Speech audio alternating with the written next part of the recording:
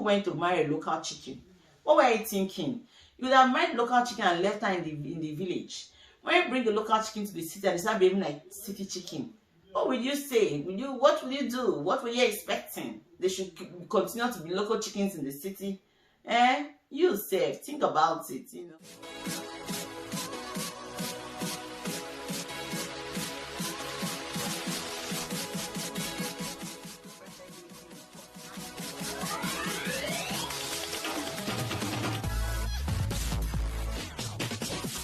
Hi guys, welcome back to my channel. My name is Mabel, and on my channel here I film about family, relationships, beauty and lifestyle.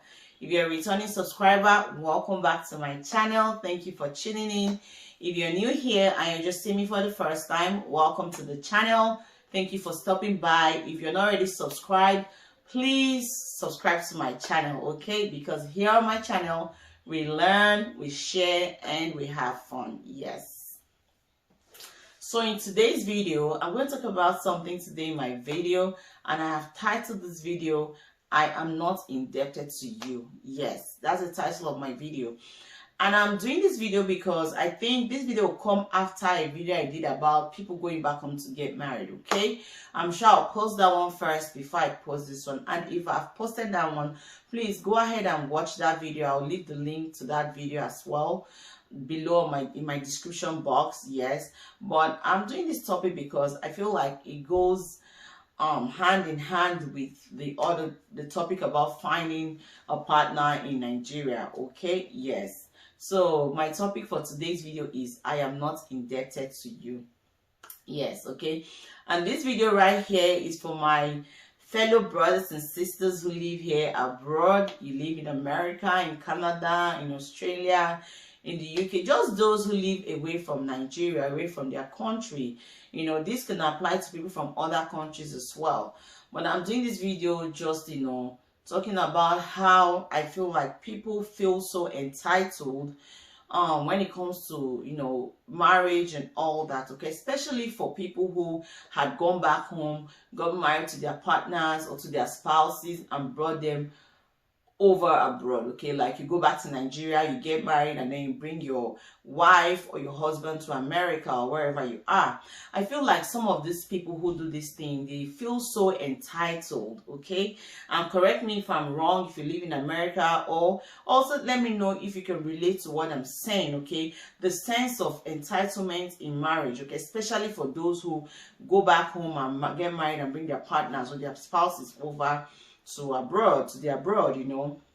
Yes, a lot of people feel so entitled. And so, you know, and then I wanted to do this video a long time ago when, you know, there've been a lot of situations of people, you know, especially African couples, Nigerian couples. You know, there were stories about this couple in Texas where the man, you know, shot the wife and shot himself. And there have been cases like this in the UK of a man killing his wife in Dallas. There's so many places. If you live abroad, you hear all those stories. Even if you don't live here and you follow the trends of stories like this, or you just generally someone who likes to follow what's going on, you'd have seen, I know lately last year there was at least 3 of these cases, okay? And then I thought about it and I began to think about it. And not so I had a discussion like this with some of our married friends. You know, when some of these things happen, why these things happen. You know, why is it that a lot of Nigerian couples or African couples are beginning to have, you know, issues like these things are things you don't hear commonly if you're back home, of a man killing his wife or a wife killing her husband or something like that, okay? This trend has gone so, it's so common, okay? Or even just not even, let's not go to the point of even to the point of where they separate or get divorced or their marriage end for one flimsy reason or another. So thinking about all these things, I feel like one of the reasons, and this would be a very, like a genuine reason, would be that some of these people have brought their partners from Nigeria or from wherever country they are from, and when they bring them here, the sense of entitlement, they have a very great big sense of entitlement. They feel like, you know, I brought this man abroad, I brought this woman abroad, and so she owes me her life, you know, and so she owes me her money, and so she owes me everything. Okay, there is nothing wrong in, you know, bringing somebody and feeling any way of sense of entitlement, but at the same time, you know, when I hear these stories and I thought about it, I begin to tell myself that yes, it's true, you brought me abroad, yes, because I feel like if it's my destiny that I'm going to be here in America or in Canada or wherever it is, you know, God will find a way to make that happen. Okay, God will always find a way to make that happen. Yes, that's why and I believe in that. So if God has chosen to use you to make that come to pass in my life, to actualize that vision or purpose for me, or to use you to help me get to my destiny, and you now begin to feel like you own me, that I owe you everything, that I'm going to be completely indebted to you for life, I think that's where people get it wrong. Okay, so if you're one person who has brought your partner here, man or woman, and you still feel like they owe you that, you know, I think it's the wrong feeling. Okay, and that's the wrong way to approach your marriage, and I think that's a pathway to a failed marriage. Okay, so if God uses you, I say God here because I know that it's God. If God uses it to bring somebody abroad, yes, do it and say, yes, I've done it. Okay, you know. So I had this friend of mine who is a citizen here, and my friend was in a relationship with somebody who wasn't. Okay, I'll just say my friend A. So friend A was dating somebody who wasn't a citizen and needed somebody to, you know, help them, you know, probably get married and help them get papers so they can, of course, be able to live and work here. So I remember my friend A was in love with the person that they were in a relationship with, and I know at the point my friend was kind of skeptical, worried. You know, my friend was just making sure that the person they were with was with them for a genuine reason, not just for the reason that they wanted to, you know,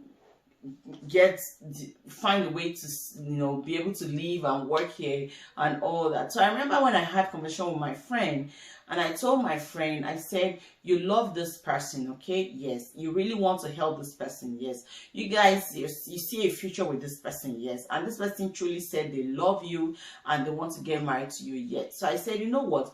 Do what you want to do for them out of love, from a place of genuine love. You know, I believe that, you know, God is the rewarder of everybody. God rewards everybody, okay? God is the one who pay everybody accordingly. So I told my friend, go ahead and do this thing for us, because I understood the importance of the help that the person was needing, okay? Because I know what it means. So my friend went ahead, you know, and did everything for the person. And I think so far they've been married now for almost close to 10 years, you know, and their marriage has been successful. And sometimes we crack joke and talk about these things and say, what if he didn't do it? You know, what if, you know, and I knew the place my friend was coming from, okay? I knew that my friend had a genuine concern and fear that you don't want to be used, fear that you don't want to, after a few years down the line, you realize that this person was just in this thing because of what they wanted to get, okay? So anyway, then almost 10 years down the line, they are successful, they are blessed with, you know, children and all. So what am I saying? The point of that story was that if God uses it to bring somebody abroad, okay, don't see that they owe you their entire life, like they owe you everything. See yourself as a means that God used, or see yourself as a tool or a vessel that God used to bless this person, to help this person, to bring this person to their destiny and all that, okay? So the sense of entitlement is what causes people to feel that their partner is indebted to them. Yes. So I want to put this out there, that if you bring people abroad, don't think that they owe you their life, they owe you, because this thing, it always ends in the wrong way. There's always like a bad story to it. It ends, the end to the stories that we hear when people feel entitled and all that is always not very pleasant, okay? So I just feel like if you come to America through me, okay? Or if you brought me, if you're the one who brought me to America, don't think that when I start working, when whatever I do, I owe it to you, because there are people who are like that. You owe me everything you make, you owe me this, you know, like you guys, are you God? Do you know that if it wasn't you, if you were not available and God said this one's going to be here, they're going to be here regardless, you know? I just want to put it out there, okay? Whatever reason it is that anybody feels that somebody's indebted to them, please stop it. When I wanted to stop it, there was a research I saw online that showed that most African marriages that have been broken has been as a result of this particular reason. Yes. You know, even the stories that we've heard, you hear the man say, me, I brought her to America. She was nothing. She was a village girl, and I just brought her here and I brushed her up. Now she thinks she's a nurse. She thinks she's making the whole money in the world.